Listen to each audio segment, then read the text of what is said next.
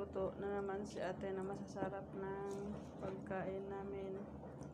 Good morning. Yan. Ang galing ni ate. Wow! Maayos na naman siya, sabi. Ang ganda ng slicean ni ate ko. Ikaw man yan. Aw! Ayaw mo Gusto talaga. ko nga yung mag-slice. Ang Pero ganda. dahil wala man yung slice. Dahil dakong Wala ang problema ni ate. Kaya meron na hindi na slice. Sige lang kay ano man, maliit lang man. Maliit na gagmay na mahaba. Wow. Yan, no, may malaking problema ni ate.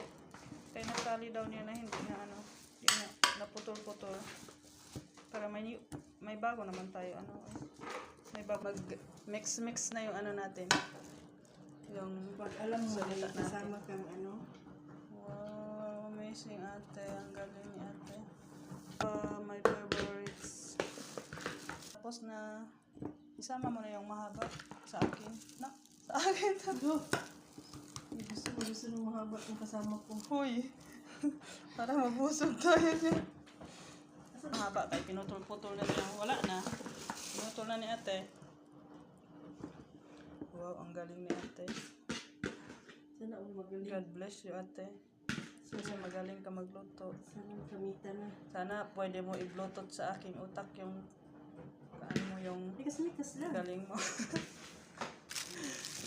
Yes, Bluetooth thank ba? you. Wow, mag-open na ako ng then maglagay pa sa ate ng tomato paste para dagdag ng lasa.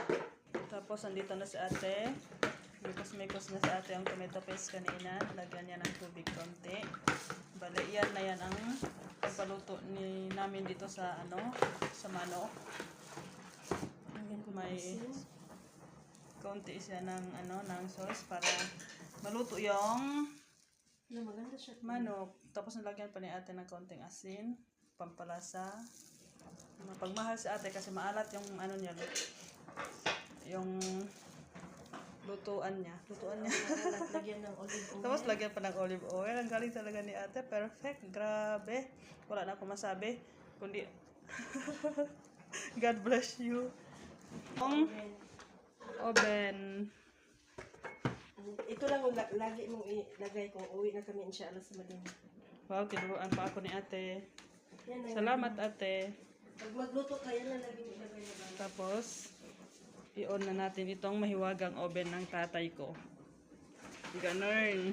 Tapos ito yung pangluto natin.